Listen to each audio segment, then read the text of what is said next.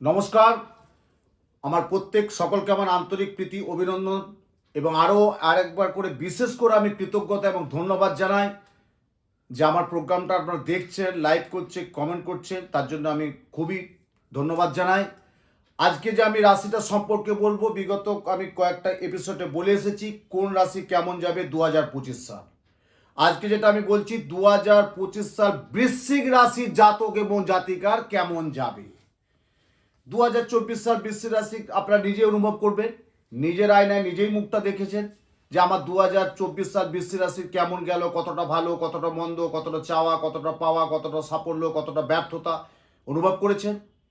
এই 2025 সাল বৃশ্চিক রাশি কেমন যাবে প্রথমেই বলি, কিন্তু যারা আমার প্রোগ্রামটা দেখছেন একটু ধৈর্য করে দেখুন। চলুন প্রোগ্রামটা আমি কি বলছি।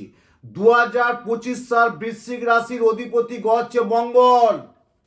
আর 2025 সাল 2+0+2+5 5 আর 2 7 আর 2 9 9 হচ্ছে মঙ্গল গ্রহ। 2025 সাল আমরা পাচ্ছি, আমরা কি পাচ্ছি 2025 সাল অর্থাৎ মঙ্গল গ্রহ 2+0+2+5+9 5 আর 2 7 আর 2 9 হচ্ছে মঙ্গল। তাহলে আমরা মঙ্গল গ্রহ পাচ্ছি 2000। তাহলে বৃশ্চিক রাশির অধিপতি গ্রহকে মঙ্গল। এবার বৃশ্চিক রাশি 2025 সাল কেমন যাবে, অর্থাৎ 2025 সাল বৃশ্চিক রাশির জাতক এবং জাতিকা তাদের কেমন যাবে লক্ষ্য রাখুন। চলুন প্রথমে বলি বৃশ্চিক রাশি। বৃশ্চিক রাশি হচ্ছে আজকে 2025 সালে কেমন যাবে। রাশির চিহ্ন কিন্তু কাংড়া বিছে। বৃশ্চিক রাশির চিহ্ন কি বলুন তো? কাংড়া বিছে। 2025 সাল বৃশ্চিক রাশির কেমন যাবে? বৃশ্চিক রাশির চিহ্ন হচ্ছে কাংড়া বিছে। বৃশ্চিক রাশির অধিপতি গ্রহকে মঙ্গল। অর্থাৎ 2025 সাল আপনারা সবাই জানেন বৃশ্চিক রাশির প্রত্যেকটা গ্রহে যেমন প্রত্যেকটা অধিপতি গ্রহ থাকে, যেমন তুলার শুক্র থাকে, কন্যার বুধ থাকে, সিংহের রবি থাকে। প্রত্যেকটা গ্রহের প্রত্যেকটা দেবদেবী আছেন, তেমনি উপগ্রহ আছেন, তেমনি প্রত্যেকটা গ্রহ আছেন রাশি অনুযায়ী। তার বৃশ্চিক রাশি গ্রহকে মঙ্গল। রাশি তত্ত্বকে বলছে জলতত্ত্ব। বৃশ্চিক রাশির হচ্ছে জলতত্ত্ব। দিকটাকে উত্তর। শুভ দিক কি? বৃশ্চিক রাশি জাতক এবং জাতিকার শুভ দিক হচ্ছে উত্তর। জাতি হচ্ছে ব্রাহ্মণ, লিঙ্গ হচ্ছে স্ত্রী এবং জাতির স্বরূপ মানে বৃশ্চিক রাশির স্বরূপ, জাতির স্বরূপ কি? স্থির। স্থির এবং পিঠ অঙ্গ যেটা বলে বৃশ্চিক রাশির অঙ্গ কি? পিঠ।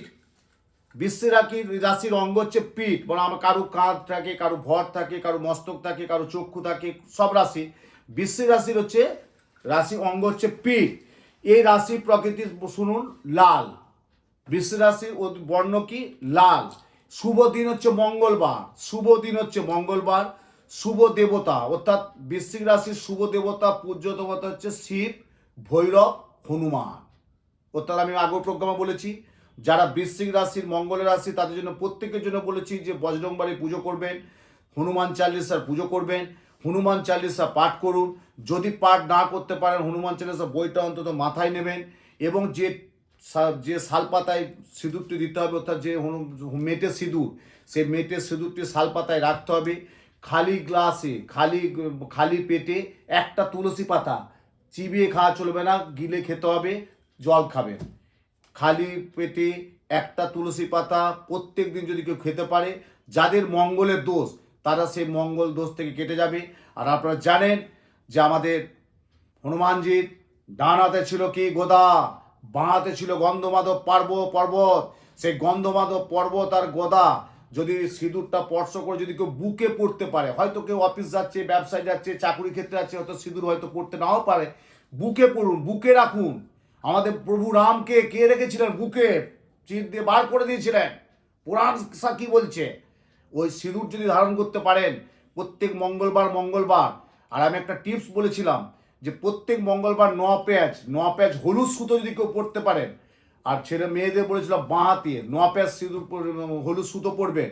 আর মঙ্গলবার দিন হলুদ পোশাক ব্যবহার করতে হবে, হলুদ কালার, হলুদ রঙের।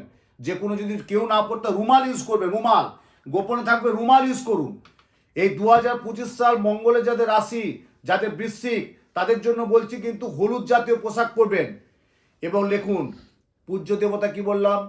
পূজ্য দেবতা মানে শুভ দেবতা কি বললাম? বৃশ্চিক রাশি শিব, হনুমান, ভৈরব। শুভ সংখ্যা হচ্ছে 9। বৃশ্চিক রাশি শুভ সংখ্যা 9, 9 হচ্ছে মঙ্গল, 9 হচ্ছে মঙ্গল। তাহলে 9 সংখ্যাটা হচ্ছে শুভ। যাই কিছু করুন, কোনো একটা শুভ কাজ করতে যাচ্ছেন, আপনার বিজনেস দিক বলুন, ফ্ল্যাট বলুন, গাড়ি বলুন, বাড়ি বলুন, যা কিছু করুন, 9 তারিখটা কিন্তু খুব শুভ আছে, 9 সংখ্যাটা। এবং তারিখটা কি বলছে? 9, 18, 17, 9, 17, 18 এই সংখ্যাটা কিন্তু খুব শুভ। এরপর হচ্ছে বৃশ্চিক রাশি শত্রু রাশি কি, এটা তো জানার আছে। বৃশ্চিক রাশির শত্রু কি হচ্ছে? একমাত্র শত্রু রাশি হচ্ছে মেষ, সিংহ, ধনু। নোট করতে পারেন। 2025 সালে বৃশ্চিক রাশির শত্রু রাশিকে মেষ রাশি, সিংহ রাশি, ধনু রাশি। এবার হচ্ছে মিত্র, মানে ফেভারিট রাশি, যে রাশিটা আপনার আনুকূল্যে থাকবে, যে রাশিটা নিয়ে আপনি আপনার এই রাশির সাথে একটা আত্মীয় করতে পারেন, বা আপনার ছেলে মেয়ে বা কোনো একটা পার্টনারশিপ ব্যবসা বা কোনো কিছু একটা করতে গেলে এই রাশি যদি কোনো মেল করতে পারেন। এবং আমি যেটা বারবার বলছি, বিবাহের আগে জটক বিচার করেন, সেটা কিন্তু রাশি কোন রাশি, মিত্র রাশি বেরোচ্ছে কর্কট ও মীন, মাত্র দুটো রাশি, কর্কট এবং মীন, মিত্র রাশি। এই রাশির যারা জাতক তারা গতিময়ভাবে দেখবেন বৃশ্চিক রাশি 2025 সালে মার্চ থেকে পর, অর্থাৎ 2025 সাল 27শে মার্চের পর 7 আর 2 9, 9 হচ্ছে মঙ্গল ঢুকছে, 7 আর 2 9 সংখ্যাতত্ত্ব বিচারে কি বলছে? 7 আর 2 9, 9 হচ্ছে মঙ্গল। 2025 সালে মঙ্গল ঢুকছে 27শে মার্চের পর। যাদের কোনো বিজনেস বাড়াতে চাচ্ছেন অবশ্যই বাড়াবেন, মার্চের পর করতে পারেন। যারা দ্বিমুখী উপার্জনের চেষ্টা করছেন তারা অবশ্যই সাকসেসফুল পাবেন। এবং এই রাশি 2025 সালে কিন্তু কোটিপতি হওয়ার, লক্ষপতি হওয়ার কিন্তু যোগ আছে। যাদের ঋণগ্রস্ত, দেনাগ্রস্ত, লোন আছে, ব্যাংকিং লোন, প্রাইভেট লোন, তাদের কিন্তু একটু ঝামেলা ঝড় পোহাতে হবে। এই রাশি কিন্তু আমি বলেছি মঙ্গলের রাশি, মঙ্গল রাশি মানে 2025 সালে আমরা মঙ্গল পাচ্ছি, মানে একটা ডাইনামিক গ্রহ, একটা অগ্নিতত্ত্ব গ্রহ, একটা দুর্ঘটনায় কবলে গ্রহ পড়ে যেতে পারে, একটা হঠাৎ করে একটা ক্র্যাশ হয়ে যেতে পারে, হঠাৎ করে একটা দুর্ঘটনা এসে যেতে পারে। সেই জায়গায় কিন্তু একটু সাবধান সতর্কতা অবলম্বন করতে হইবে। 2025 সাল বৃশ্চিক রাশি, এদের ইচ্ছা শক্তি খুব প্রবল হয়, এদের যে একটা ইচ্ছা শক্তি খুব প্রবল হয়, এবং এরা এমন একটা কাজ করবে যে অসম্ভবকে সম্ভব করে দিবে। যে কাজটা খুবই অসম্ভব সেটা কিন্তু এরা সম্ভব করে দিবে, দেখবেন মেনে নেবেন, ভীষণ উপকার পাবেন। যে উত্তম শাস্ত্রী বলেছিলেন যে বৃশ্চিক রাশি 2025 সাল অসম্ভব কাজকে সম্ভব করে দেবেন। বৃশ্চিক রাশি জাতক এবং জাতিকা প্রতিকূল পরিবেশ থাকা সত্ত্বেও অনবদ্য প্রতিকূলতা থাকা সত্ত্বেও বাধা বিপত্তি থাকতে এটা লক্ষ্যের দিকে এগিয়ে নিয়ে যাবে।